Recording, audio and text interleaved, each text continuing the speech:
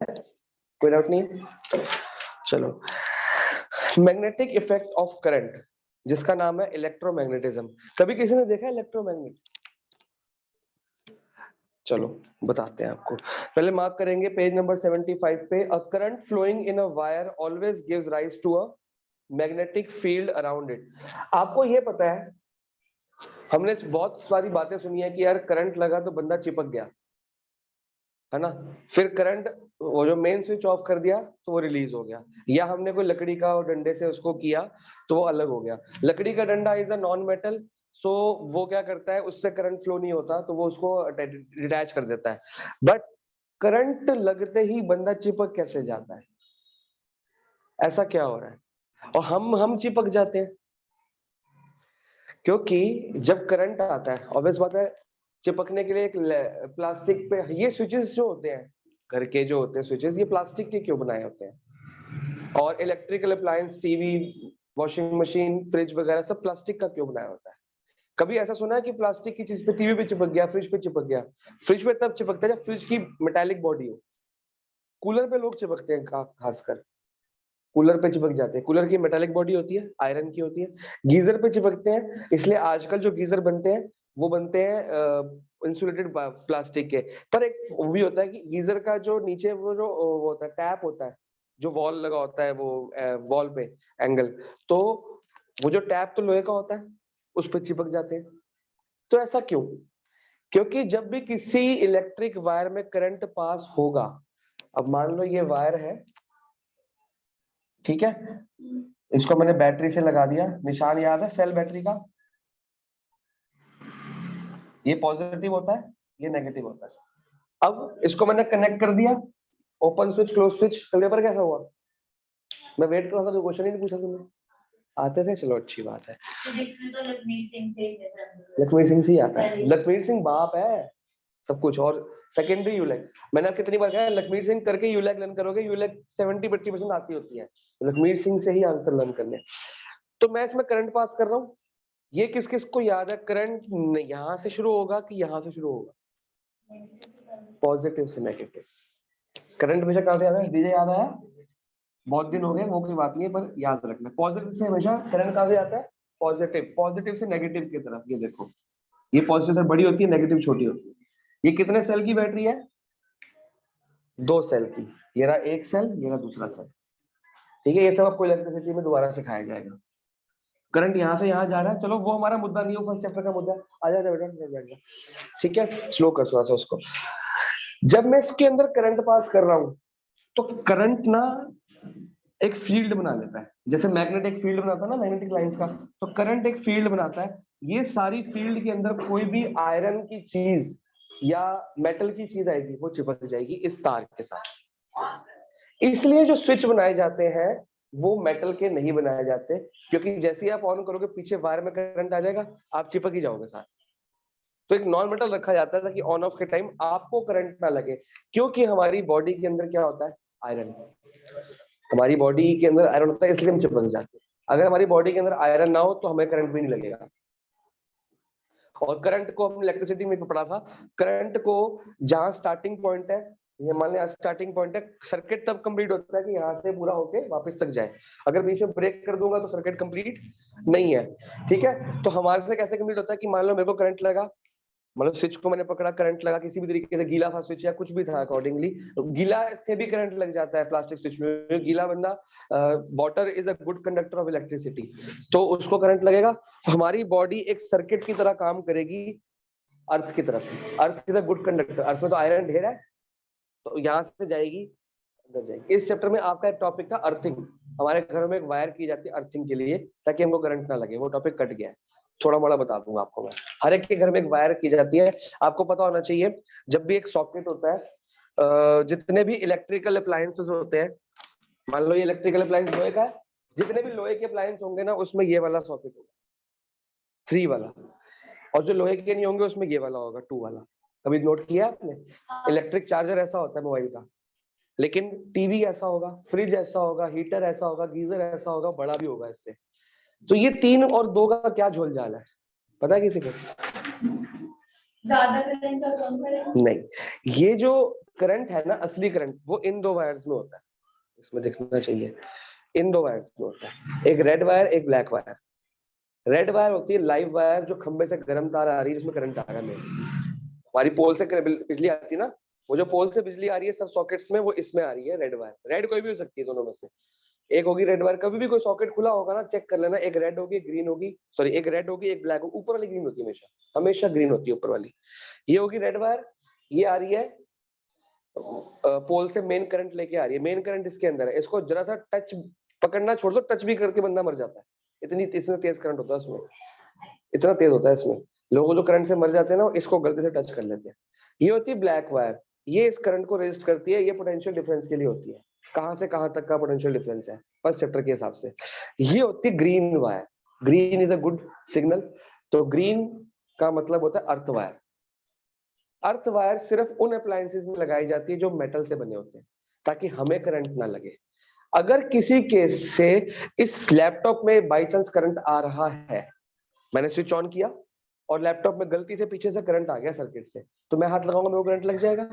लेकिन अगर ये अर्थ वायर सही जुड़ी हुई है और मेरे घर की अर्थिंग की हुई है, वो सारा जो करंट है ना, वो ऑटोमेटिकली इस वायर के थ्रू जमीन में चला जाएगा, मेरे को नहीं लगेगा।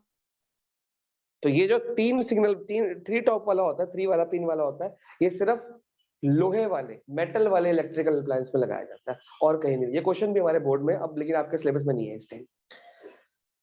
पता लग गया? ये तीन वाला आपको वही देखने को मिलेगा जो लोहे का, जिसके अंदर मेटल होगा, अंदर या बाहर मेटल होगा बॉडी के अंदर। मेटालिक बॉडी के अंदर हम ये लगाते हैं ताकि किसी बंदे को करंट ना लगे। वो अर्थ वायर क्या करेगा, सारा करंट अंदर एब्जॉर्ब कर लेगा, अर्थ में चला जाएगा सारा करंट, एक्स्ट्रा करंट। और शॉर्ट सर्किट का नाम सुना आप लोगों ने? शॉर्ट सर्किट तब होता है जब ये ब्लैक वायर और ये रेड वायर आपस में गलती से वहां अंदर या इसके अंदर या कैसे भी टच हो जाए, पूरे घर को आग लग जाती है शॉर्ट सर्किट से। देखा ना, शॉर्ट सर्किट से आग लग गई, तो इसको बोलते हैं शॉर्ट सर्किट। जब ये रेड वायर और मान लो बहुत गर्म होगी, बहुत तेज करंट आया, बहुत वायर गर्म होगी, उसके ऊपर प्लास्टिक छिल गया, आपस में टच होगी, जरा से टच होने की देर है, चिंगारी निकलेगी, अगर कंट्रोल बिजली ऑफ नहीं करी तो आग लगती रहेगी, अंदर अंदर जलता रहेगा सारा, वो सारा धमाका हो जाएगा बहुत ज्यादा। ठीक है? तो कभी भी आपको स्मेल आए, कुछ है, स्मेल आने का मतलब होता है कि जो तार गर्म हुई है, गर्म होने की वजह से उसके ऊपर का प्लास्टिक क्या हो रहा है, तो जलनी शुरू हो गई है। स्मेल का मतलब, प्लास्टिक जलने की स्मेल होती है। इमीडिएटली करके सारी मेन स्विच ऑफ कर दो और वो जहां से स्मेल आ रही है वहां पे खोल के इलेक्ट्रिशियन को बुला के चेक करवाओ। अंदर अगर कुछ सर्किट शॉर्ट हो रहा है तो वो पूरे घर को आग लगा देगा, उससे पहले बच जाओ।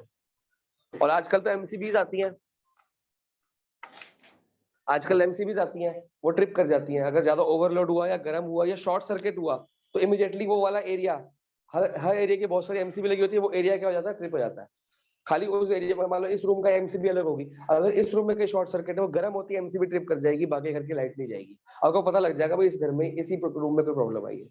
आज का सिस्टम ये वाला एमसीबी वाला सिस्टम। एसी के अलग एमसीबी लगाते हैं, मोटर की अलग से लगाते हैं हम, हर बड़े अप्लायंसेस की अलग से एमसीबी लगा, एसी की खासकर लगाई जाती है। A current flowing in a wire always gives rise to magnetic field around it। मतलब करंट के अंदर हमेशा क्या होता है, एक मैग्नेटिक। हमें कैसे पता लगेगा कि करंट के अंदर मैग्नेटिक फील्ड है, ये चेक करना है हमने। ठीक है?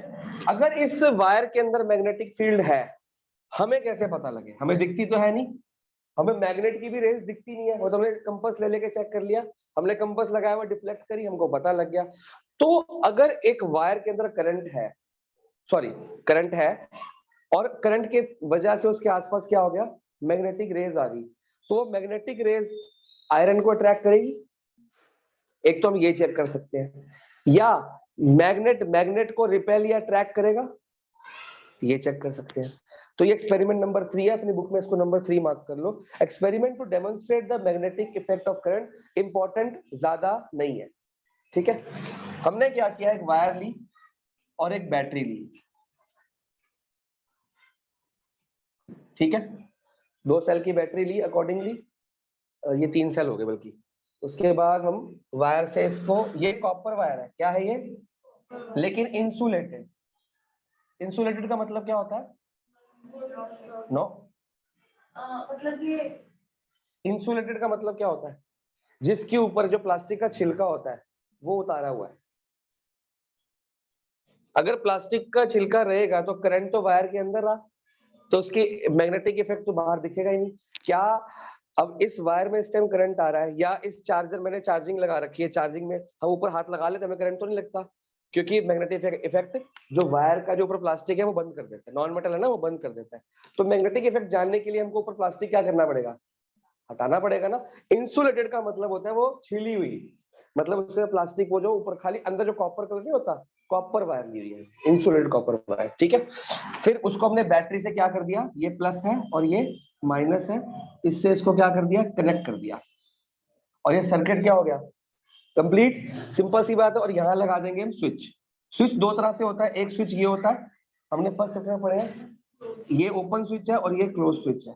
क्लोज स्विच लगाना है क्योंकि करंट पास करना है। या दूसरा तरह का स्विच होता है ऐसा वाला, ऐसा समवट ऐसे होता है, ऐसा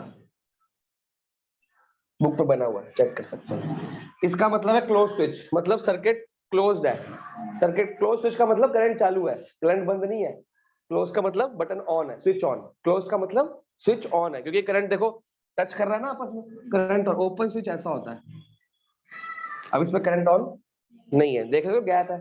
तो हमने स्विच को ऑन कर देना है, और ये हमारा स्विच क्या हो गया, ऑन। बनाना तो बड़ा आसान है, सिंपल सा है, ठीक है। लिख देंगे ए बी जो है कॉपर वायर है अकॉर्डिंगली, और ये बैटरी है, बैटरी से करंट पास हो गया, एरोस जरूर बनाया करो, ठीक है। फिर यहां से पास होगा और यहां तक वापस जाएगा, क्लियर हो गया। जैसे स्विच ऑन करेंगे, हमको ये पता है कि इसके इस वायर के आसपास क्या है, मैग्नेटिक फील्ड बन गई है, जो हमें दिख नहीं रही, ठीक है। एक कंपास लिया, कंपास कहां पे पॉइंट करता है, ये नॉर्थ ये साउथ मान लो।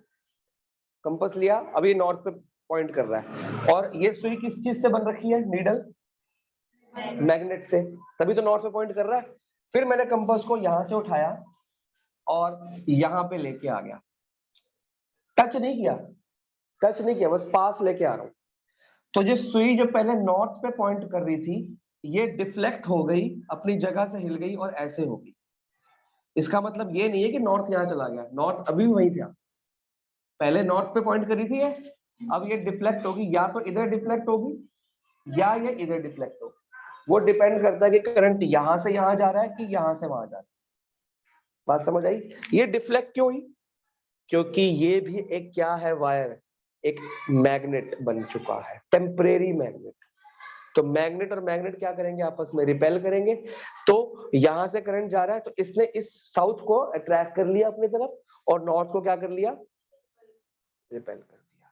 जैसे कल हमने देखा था, नॉर्थ से नॉर्थ का। जैसे ही मैं स्विच बंद कर दूंगा, स्विच बंद ऑफ कर दिया, बंद मतलब ऑफ, ओपन कर दिया, उल्टा चलता ही है, ठीक है। वैसे ही ये सुई दोबारा से क्या हो जाएगी, वापस अपनी ओरिजिनल पोजीशन पे आ जाएगी। फिर मैं दोबारा स्विच ऑन करता हूँ, दोबारा स्विच ऑन किया, फिर ये अपनी वापस घूम जाएगी, ये चलता रहेगा काम। इससे पता लग रहा है स्विच ऑन करने से ये क्यों मूव करी, बिकॉज ये तो मैग्नेट है ही है। तो ये जब स्विच ऑन करके ये वायर क्या बन जाती है, टेम्परेरी। इस मैग्नेट, टेम्परेरी मैग्नेट का नाम है, ये सिर्फ बिजली पास करने में बना, वैसे परमानेंट मैग्नेट तो नहीं है। ये मैग्नेट का नाम है इलेक्ट्रोमैग्नेट, क्योंकि इलेक्ट्रिसिटी से बनाया हुआ मैग्नेट, इलेक्ट्रोमैग्नेट। आज की दुनिया में इंडस्ट्रीज में, ट्रेन्स में, इनोवेशंस में, गवर्नमेंट में, हर जगह वर्ल्ड में इलेक्ट्रोमैग्नेट बहुत ज्यादा यूज किया जाता है। इलेक्ट्रोमैग्नेट के बहुत सारे फायदे होते हैं, जैसे जब हम चाहें उसको मैग्नेट बना ले, जब हम चाहें उसको हटा दें। अगर हम चाहते हैं परमानेंट मैग्नेट नहीं चाहिए, हर वक्त मैग्नेट नहीं चाहिए मेरे को, खाली कुछ काम करते हुए उसका इफेक्ट चाहिए, बटन ऑन कर देंगे, मैग्नेट बन गया वो। बटन ऑफ किया, हटा दिया उसको। मान लो मेरे को एक गार्बेज का डंप है, उसमें से आयरन सारा कबाड़ निकालना है, ठीक है। अब मैंने बहुत बड़ा इलेक्ट्रोमैग्नेट लिया, उसको बटन ऑन कर दिया, तो वो गार्बेज में डंप इकट्ठा कर लेगा। फिर मैंने उसको उठाया क्रेन से और साइड पे ले दिया। अब उस डंप को मैं हाथ से उतारूंगा, बहुत देर लग जाएगी, मैं स्विच ऑफ कर दूंगा, डंप नीचे गिर जाएगा सारा का सारा, ऐसे ही होगा ना। तो ये लोगों ने दिमाग लगाया, तो बड़ी काम की चीज निकली। अगर मैग्नेट से इकट्ठा करोगे तो हाथ से उतारना पड़ेगा, टाइम वेस्ट होगा। अगर उस मैग्नेट की पावर खत्म कर दी जाए, अपने आप उतर जाएगा जहां पे लगाना है हमने। तो ऐसी चीजों के लिए, इंडस्ट्रीज में यहाँ से उठा के वहां रखने के लिए, या कुछ चीज बाहर निकालने के लिए इलेक्ट्रोमैग्नेट। जो लोग इंडस्ट्रीज में काम करते हैं ना, आयरन फिल्म्स उनकी आंखों में चली जाती है, काम करते करते आंखों में चली जाती है, तो डॉक्टर इलेक्ट्रोमैग्नेट यूज करता है।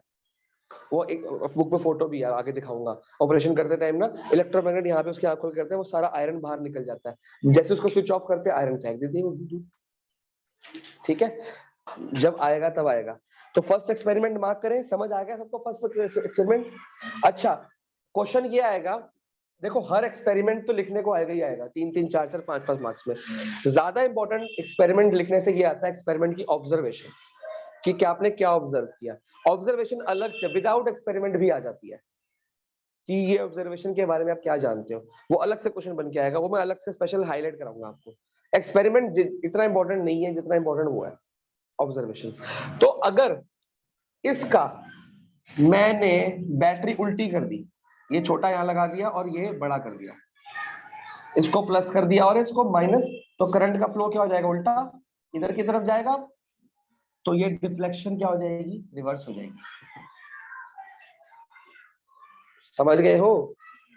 जैसे ही क्वेश्चन आता है कि आपको एक्सपेरिमेंट शो करो, सारे बी पॉइंट होगा, what will happen if we reverse the क्या कहते हैं साइड ऑफ द बैटरी, या reverse the direction of the battery.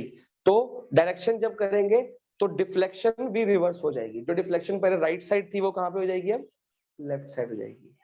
ये भी आपको याद रखना है, ठीक है कि नहीं? क्योंकि नॉर्थ से साउथ का उल्टा पंगा बढ़ गया ना, पहले नॉर्थ से साउथ यहाँ जा रहा था, अब नॉर्थ से साउथ यहाँ जा रहा है, तो पहले साउथ को ट्रैक करी थी, अब नॉर्थ को ट्रैक करेगी, सिंपल सी बात है। ठीक है ना? मार्क करें बुक में, मार्क करते हैं। आपके सिलेबस में करंट के अभी तक आपने एक्सपेरिमेंट किया, 2 तो विदाउट करंट थे, एक अब करंट को और magnetic effect of current check करने का था।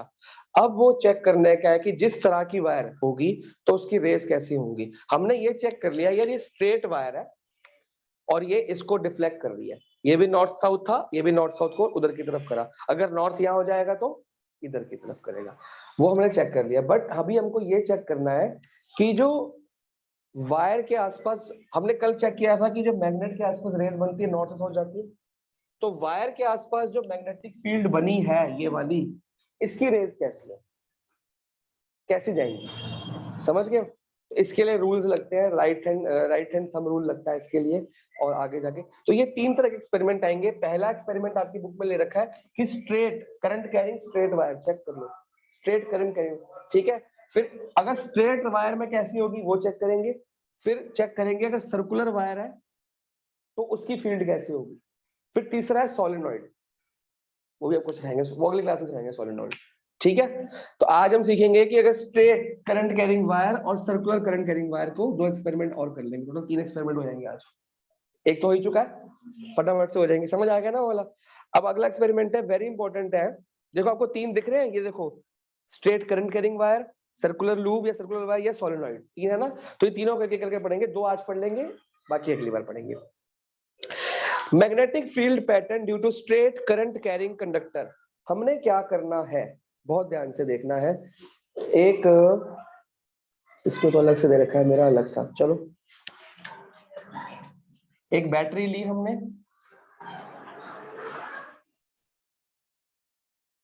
ये प्लस ये माइनस, वही से काम होगा, प्लस से जाएगा ऊपर और ये माइनस से नीचे, ठीक है। ये इंसुलेटेड कॉपर वायर है, ए नीचे होगा इस बार, हाँ ए को हम नीचे पता क्यों लिया है, क्योंकि प्लस वाला यहाँ से करंट पास होगा, पहले ए पे जाएगा करंट, दिख रहा है एरोस, करंट पास कर रहे हैं, स्विच विच कहीं भी लगा देंगे, मान लो यहाँ पे लगा दी, ऊपर लगाना ऊपर लगा दो, स्विच तो कहीं भी लग सकता है, ठीक है जी।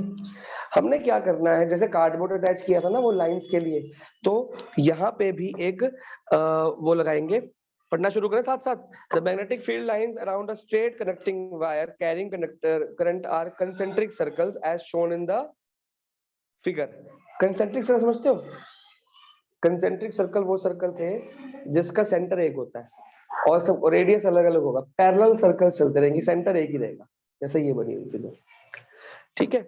We have straight vertical wire A B, बस the ends of the wire, एक लाइन छोड़ के, the ends of the wire A B are connected to a battery through a switch, when current is pass through A B it produces magnetic field around it. Obvious बात है, अब इसके आसपास इसको current मिल रहा है कि नहीं मिल रहा, इसके आसपास क्या आ रही है, मैग्नेटिक फील्ड है, पिछली बार कंपास यहाँ रखा था हमने, चेक कर ली थी मैग्नेटिक फील्ड। अब around it, this magnetic field या magnetic lines around the wire A B can be shown by sprinkling iron filings on the.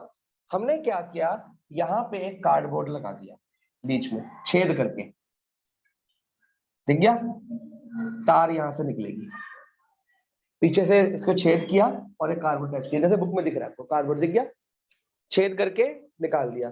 तो मतलब ये इसलिए लगाया कि हमको पता तो लग जाए कि इसके आसपास यहाँ पूरे एरिया में मैग्नेटिक फील्ड है। हम क्या करेंगे, आयरन फिल स्प्रिंकल कर लेंगे और उसको टैप करेंगे जैसे पहले किया था। अभी कोई मैग्नेट है क्या यहाँ पे, कोई मैग्नेट लिया हमने, कोई भी नहीं लिया। और ये शो करेगा कंसेंट्रिक सर्कल्स, जो वो है ना आपके आयरन फिलिंग्स है, वो ऐसे अरेंज कर लेंगे दूसरे को। इससे पता लगता है कि स्ट्रेट करंट कैरिंग वायर के आसपास जो फील्ड है वो कंसेंट्रिक सर्कल्स में है। अगर ये कार्डबोर्ड ना हो तो ये और आगे तक जाएंगी, ऐसे ऐसे बढ़ती रहेंगी, रेडियस बढ़ता जाएगा। ठीक है, अगर मैं इमेजिनरी बनाऊं तो, और रेडियस बड़ा हो गया,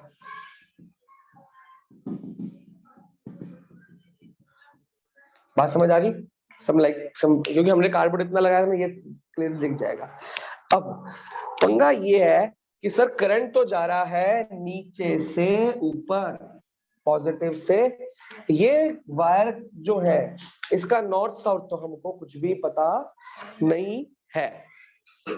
हमें कैसे पता लगे कि ये वायर्स ऐसे घूम रही है एंटी क्लॉकवाइज या क्लॉकवाइज? तो हमारा जो करंट का डायरेक्शन कैसा है, अपवर्ड के डाउनवर्ड? अपवर्ड। तो ये वायर्स घूमेंगी एंटी क्लॉकवाइज। दिख गया एंटी क्लॉकवाइज? समझ आता है एंटी क्लॉकवाइज, उल्टी घड़ी? तो ये रूल है, अपनी बुक में ऊपर लिख लो। अगर करंट, अगर जो आपका करंट है अपवर्ड जाएगा तो जो आपका फील्ड है, मैग्नेटिक फील्ड है, मैग्नेटिक लाइन सॉरी, वो कैसी होंगी, एंटी क्लॉकवाइज। और अगर आपका जो करंट है वो आप डाउनवर्ड करते हो, उल्टा करते हो, मतलब बैटरी को उल्टा करोगे, करंट को कैसे, करंट उल्टा करने के लिए क्या उल्टा करना पड़ेगा, बैटरी उल्टी करनी पड़ेगी ना, इसको घुमा के लगा दो, करंट तब भी जाएगा। तो मैग्नेटिक लाइंस कैसी जाएंगी, फिर क्लॉकवाइज, समझते हो? ये एरो भी इधर आ जाएगा, राइट साइड से लेफ्ट, राइट टू लेफ्ट। अभी कैसे जा रहा है, लेफ्ट टू राइट, उल्टी क्लॉक चल रही है। तो ये कंफ्यूज तो नहीं हो गए? अब ये किसने बताया कि ये ऐसे ही होगा? पहले मार्क करें, फिर मैं आपको चेक करना सिखाता हूं कि ये कैसे हुआ। इसको हम बोलते हैं right hand thumb rule. Right hand, तीन रूल्स हैं, right hand thumb rule, left hand Fleming rule, right hand Fleming rule. जौन सा रूल जहां लगना है वहीं लगना है। ये लाइंस की ये जो ये निकाला कि अपवर्ड जाएगा तो एंटी क्लॉकवाइज, राइटवर्ड जाएगा तो क्लॉकवाइज, तो रट्टा हो गया। ये चेक कैसे हुआ, ये चेक करने के लिए हमने यूज किया था right hand thumb rule. Right hand thumb rule कहता है, मान लो ये जो मार्कर है ये वायर है, कौन सी वायर है, ए बी वाली। अब ये मार्कर अपवर्ड है डाउनवर्ड है, अपवर्ड है। राइट हैंड थंब रूल का मतलब इसको राइट हैंड पे लेना है। आपका जो थंब है, राइट हैंड ले लिया, और थंब, राइट हैंड का जो थंब है वो उस तरफ डायरेक्शन करेगा जिस डायरेक्शन में करंट फ्लो हो रहा है। तो मेरा डायरेक्शन सही है, करंट ऐसे जा रहा है अपवर्ड, तो थंब भी कहाँ है, अपवर्ड, दिख गया। तो आपके जो बाकी फिंगर्स हैं ये कैसे जा रही है, आप चेक करो, ये सही सीधी, अपने अपने पेन उठाओ हाथ में, ऐसे पकड़ो सब लोग राइट हैंड में। आपकी जो बाकी फिंगर्स हैं वो कहाँ से शुरू होती है, यहाँ से शुरू होती है कि यहाँ से शुरू होती है, हाथ से। तो ये एंटी क्लॉकवाइज जा रहा है कि क्लॉकवाइज, चेक करो। एंटी क्लॉक, उल्टी घड़ी चल रही है, घड़ी ऐसे चलती है कभी, लेफ्ट की तरफ चलती है नहीं ना। अब मैं करंट को क्या कर रहा हूं, डाउनवर्ड, हाथ तो वही रहेगा, करंट का thumb, thumb shows the direction of electric current, thumb ये डायरेक्शन शो करता है, ये थंब है, ठीक है। अब आप चेक करो फिंगर्स कहां से शुरू होती है, पाम से, पाम से शुरू होकर कहां पे खत्म हो रही है, ये क्लॉकवाइज है एंटी क्लॉकवाइज है, राइट की तरफ जा रही है तो क्लॉकवाइज। मतलब ये जो चीज है ये हमारा कौन शो कर रहा है, थंब, और ये कौन शो कर रहा है, हमारी फिंगर्स। लेकिन फिंगर्स कहां से जानी है, हमारा जो पाम है, पाम टू एंड, उल्टा फिंगर मत देखना सर, फिंगर तो यहाँ से भी यहाँ जा रही है, आपने पाम से वो देखना है, मतलब थंब जहां पे जाएगा फिंगर्स अपने आप शो कर देंगी। ऐसा कभी नहीं किसी बंदे का नहीं होगा थंब ऊपर है फिंगर उधर को जा रही है, फिंगर इधर को ही जाएंगी, ऐसा उल्टा हाथ किसी का नहीं होता। ठीक है, तो इसको बोलते हैं राइट हैंड थंब रूल। ठीक है, कोई दिक्कत किसी को, प्रॉब्लम तो नहीं है कोई, आ गया समझ? अब सिर्फ मार्क करने का काम है। चलो कोई बात नहीं। क्या कह रहे हैं? मैग्नीट्यूड, मैग्नीट्यूड का मतलब क्या होता है? पावर, स्ट्रेंथ, लिख लो बुक में ही। द मैग्नीट्यूड, इसकी दो ऑब्जर्वेशंस हैं। Number one, the magnitude of current carrying conducting wire at a given point is directly proportional to the current passing in the wire। क्या मतलब हुआ? जो मैग्नीट्यूड है किसका, मैग्नीट्यूड किसका? Magnetic field. ठीक है, या मैं m लिख दूं कि जो मैग्नेटिक फील्ड की पावर है, जो पावर ये मैग्नेटिक फील्ड ये बन रही है, इज डायरेक्टली प्रोपोर्शनल। याद है डायरेक्टली प्रोपोर्शनल सिखाया था मैंने? डायरेक्टली प्रोपोर्शनल टू क्या है? करंट। करंट मतलब C। डायरेक्टली प्रोपोर्शनल का मतलब क्या होता है? ये बढ़ेगा तो ये भी बढ़ेगा, इसको छोड़ दे, ये पकड़ ले। डायरेक्टली प्रोपोर्शनल का मतलब क्या होता है? ये बढ़ेगा तो ये डबल हुआ तो ये 4 गुना, ये 100 गुना, सेम तरीके से बढ़ेगा। ग्राफ कैसा होता है? Upward sloping. तो अगर हमको चेक करना है कि मैं जितना तेज मैं करंट करूंगा तो मैग्नेटिक फील्ड क्या हो जाएगी? उतनी ही तेज। तो आपको क्वेश्चन आता है यूलेक में, देखो डायरेक्टली इलेक्ट्रिसिटी उठा के नहीं देगा वो पूछेगा, राइट हैंड थंब रूल पूछ लेगा, बी पार्ट आएगा how can it be reverse, आप बता दोगे उसको कि करंट को बैटरी का प्लस माइनस रिवर्स कर दो, रिवर्स हो जाएगा। या अगर वो पूछेगा रिवर्स हुआ तो क्या होगा, तो बोलेंगे ये रिवर्स हो जाएगा। या वो पूछ सकता है डायरेक्टली ऑब्जर्वेशन बता दो, या वो कहेगा how can this magnetic magnitude या स्ट्रेंथ या पावर कैन बी इंक्रीज्ड और डिक्रीज्ड। तो it can be increased by increasing the current, it can be decreased by decreasing the. इसका मतलब ये है कि करंट को बढ़ा दूंगा तो मैग्नेट क्या हो जाएगा? बढ़ जाएगा, और करंट को घटा दूंगा तो मैग्नेट क्या हो जाएगा? घट जाएगा। पहली ऑब्जर्वेशन होगी। तो ये डायरेक्टली लिखने को भी आ सकती है या पूछी जा सकती है कि इसको बढ़ाने के लिए मैं क्या करूं, या करंट को मैंने डबल कर दिया तो मैग्नेटिक फील्ड क्या हो जाएगी? डबल हो जाएगी। सिंपल सी बात है, ऐसे लिखने को आएंगे। डायरेक्ट क्वेश्चन बोर्ड में नहीं आते। क्लियर? समझ आया क्या बोला, कैसे लिखने को आएगा? इसके लिए आपको क्या खरीदनी पड़ेगी? यूलेक। मैं जो बताऊंगा वो तो याद रखना पड़ेगा, बाद में यूलेक से प्रैक्टिस करोगे, आइडिया लग जाएगा क्वेश्चन किस लैंग्वेज में आ। ठीक है ना? जैसी लैंग्वेज पूछी है वैसा ही आंसर चाहिए। अगर आपसे पूछ रहा है कि करंट को मैं मैग्नेटिज्म को 3 टाइम्स करना चाहता हूं, मैं क्या करूं, तो आप बोलोगे करंट को 3 टाइम्स कर दो, तो लैंग्वेज वही चाहिए। वो बच्चे क्या करते हैं, रटा रटाया आंसर होता है यहाँ से, वो ये नहीं लिखेंगे कि करंट को 3 टाइम्स कर दो, बोलेंगे the magnitude of magnet can be depend on current, ये बस सेम क्वेश्चन लिखा देंगे। अरे क्वेश्चन पूछ रहा है कि 3 टाइम्स करने के लिए हम क्या करें, आप लिख के आ गए कि magnet is directly proportional to current, वो आंसर थोड़ी हुआ, वो उसके रिलेटेड है और वो आंसर तो नहीं हुआ उसका। तो बहुत बहुत बच्चे क्या करते हैं, आंसर तो लर्न कर लिया, हम वैसे ही लिखाएंगे, ऐसा नहीं होता। आपने पूरा 1 पेज का आंसर लर्न किया, वो 5 मार्क्स का है पूरा एक्सपेरिमेंट ये वाला, इसमें से 2 मार्क का क्वेश्चन जो पूछा वही देना। बोर्ड कभी भी डायरेक्ट क्वेश्चन नहीं देता, हमेशा क्या देगा? देखो न्यूमेरिकल तो डायरेक्ट होते हैं, उसमें कुछ नहीं कर सकता बोर्ड, वो भी समझ में आना चाहिए आपको। लेकिन थ्योरी हमेशा क्या होगी? ट्विस्टेड। आपने चेक कर लिया है फर्स्ट टर्म में, बायो कैसी आई है आपकी? ट्विस्टेड आई है। आंसर तो वही से जो लर्न करके गए थे, लेकिन क्वेश्चन की लैंग्वेज टेढ़ी मेढ़ी कर दी। वो ये चेक करता है कि, वो ये नहीं चेक करता आपने लर्न कितना किया है, वो ये चेक करता है बोर्ड्स आपको समझ कितना है, क्योंकि आगे समझ काम आती है, रट्टा और आपके बड़े बड़े आंसर रटे हुए यहाँ काम नहीं आते। वो कहता है कि आपको समझ कितना आया, आप जानते कितने हो।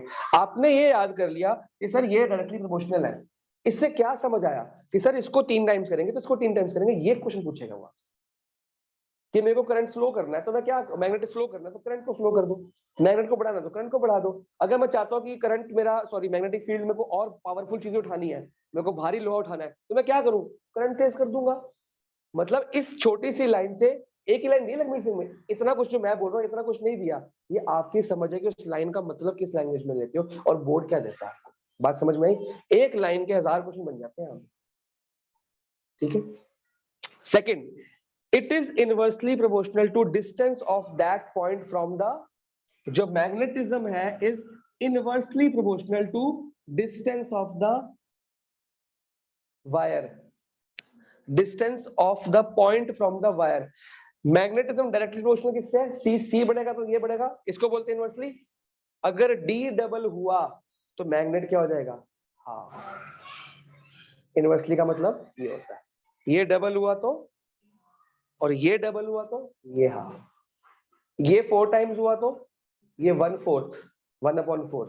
मान लो 4 डी को 4 टाइम्स कर दिया तो ये 4d आ गया, तो 1/4 अब दिख रहा है कि नहीं दिख रहा? ठीक है ना? तो मतलब कि अगर डिस्टेंस को बढ़ाता हूं तो मैग्नेटिज्म क्या हो जाएगा? कम हो जाएगी। इनवर्सली प्रोपोर्शनल का मतलब क्या होता है? उल्टा। डायरेक्टली का मतलब, डायरेक्ट मतलब न्यूमरेटर न्यूमरेटर डायरेक्ट है, ये न्यूमरेटर डिनोमिनेटर, डिनोमिनेटर बढ़ेगा तो ये क्या हो जाएगा? मैथ्स देख लो ना, डिनोमिनेटर बढ़ता है तो न्यूमरेटर क्या हो जाता है? कम हो जाता है ऐसे। और अगर डिस्टेंस को मैंने कम किया तो मैग्नेटिक फील्ड क्या हो जाएगी? अब यहां पे देखो, इस चीज को यहां दिखाऊं, ये तो समझ आ गया ना पहला पॉइंट। देख, करंट बढ़ाऊंगा तो मैग्नेटिक फील्ड बढ़ेगी, बढ़ेगी, ताकत बढ़ेगी। अब इसको दिखाता हूं। ये कह रहा है कि जिस पॉइंट पे मैग्नेटिज्म चाहिए, सबसे ज्यादा मैग्नेटिज्म कहां पे होगा? यहां पे कि यहां पे? तार के पास। तो मतलब ये जो पॉइंट मैंने लिया, ये वाला, ये तार के पास है, और ये वाला पॉइंट, तो तार से इसका डिस्टेंस क्या है? कम। कम, तो मैग्नेटिक फील्ड क्या है? ज्यादा। तो डिस्टेंस क्या है? कम, मैग्नेटिक फील्ड क्या है? दिख गया? अब तार से डिस्टेंस क्या है? ज्यादा, मैग्नेटिक फील्ड क्या है? डिस्टेंस क्या है? दिख गया? क्लियर हो गया? समझने पे ध्यान दो, लर्न तो हो ही जाएगा, और लर्न करने से फायदा कुछ नहीं होने वाला, क्वेश्चन टेढ़ा ही आएगा ये चैप्टर में से। उसके लिए यूलैक है और लखवीर सिंह की एक्सरसाइज है, तो नहीं करती। ठीक है? क्वेश्चन किस लैंग्वेज में आएंगे आपको बता रहा हूँ साथ में, कि बोर्ड्स बहुत साल से देख रहे हैं हम लोग, मेरे टेस्ट में भी और स्कूल के टेस्ट में भी, और बोर्ड में तो आएगी। तो आप खुद खुद आपसे पूछा जाएगा कि डिस्टेंस बढ़ाते तो क्या होगा? जितना मैग्नेट से दूर जाएंगे मैग्नेटिक फील्ड कम, नॉर्मल मैग्नेट की बात करो, मैग्नेट से दूर जाएंगे तो मैग्नेटिक फील्ड क्या हो जाएगी? तो डिस्टेंस बढ़ा ना, दूर जाना मतलब डिस्टेंस बढ़ना, कम होना। दूरी, डी मतलब दूरी, दूरी बढ़ी, डिस्टेंस बढ़ा, तो दैट्स वाई क्या है? Directly inversely proportional. क्लियर हुआ? कोई डाउट है? कुछ भी पूछना है पूछो। क्लियर हो गया? सब कुछ समझ आ गया अच्छे से? चलो आगे मार्क करें। सेकंड पॉइंट मार्क कर लिया। सो से मार्क करो, the greater the current in the wire stronger will be the magnetic field. ये फर्स्ट वाला समझा दिया इसने। और आगे, greater the distance of the point from the current weaker will be the, greater the current stronger the magnet, greater the distance weaker the magnet. अब अपनी book में जो दोनों पॉइंट्स लिखे हैं, ये और ये लिख लो। ये लिख लिया आपने? ये लिख लिया थंब, और ये बुक में ही लिखते रहो, कोई कॉपियों का चक्कर नहीं है इस बार। ठीक है? अगर ये लिखने से क्या फायदा होगा? आपको एक शॉर्टकट साइड में दिख जाएगा, इसका ये आंसर है, क्योंकि ये हर एक के लिखाऊंगा मैं, जितना एक्सपेरिमेंट कराऊंगा ना, सबके लिखाऊंगा, सबके ऑब्जर्वेशन लिखाऊंगा। ये शॉर्टकट में लिख दोगे, याद करना आसान हो जाएगा ना। ये भी लिखना है और ये ब्रैकेट भी लिखना है, फिर मैं right hand thumb rule mark कराता हूँ।